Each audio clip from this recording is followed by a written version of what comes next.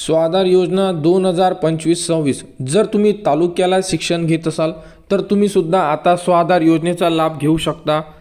तर तालुक्याला जर तुमची ॲडमिशन असेल तर 38,000 रुपये तुमच्या थेट बँक खात्यामध्ये जमा करण्यात येणार आहे। तर स्वाधार योजना तर यासाठी SC कॅटेगरीमधील संपूर्ण विद्यार्थी इलिजिबल असणार आहे आणि जे विद्यार्थी तालुक्याच्या ठिकाणी ॲडमिशन घेतलेली असेल आणि तालुक्याच्या ठिकाणी जर तुम्ही भाड्याने राहत असाल म्हणजे याचा अर्थ असा आहे की जर एखादा विद्यार्थी तालुक्याला ॲडमिशन घेतलेली आहे आणि तो आजूबाजूला गावापासून काही दूर अंतरावर राहत असेल आणि शिक्षण घेण्यासाठी तालुक्याला जर तो रेंटने राहत असेल रूम करून तर हा विद्यार्थी यासाठी इलिजिबल असणार आहे आणि थेट तुमच्या बँक खात्यामध्ये 38,000 रुपये हे स्वाधार योजना यांच्यामार्फत पाठविण्यात येणार आहे। जर तुम्ही SC कास्टमध्ये असेल तर हा फॉर्म भरू शकता।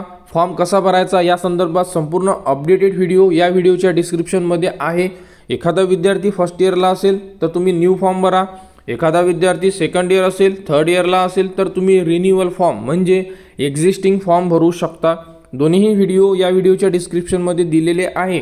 डॉक्युमेंट लिस्टसुद्धा उपलब्ध करून दिलेली आहे। तरी तालुक्यामधील विद्यार्थ्यांनी फॉर्म भरा आणि जो फॉर्म आहे तुमचा तो जिल्ह्याच्या समाज कल्याण ऑफिसला सबमिट करा, कारण की भरपूर सारे असे विद्यार्थी आहे की जे तालुक्या लेवलला आहेत आणि त्यांनी या वर्षीला फॉर्म भरलेले आहे। तर तुम्ही सुद्धा SC कास्टमध्ये असाल तर तुम्ही सुद्धा या योजनेचा लाभ घेऊ शकता।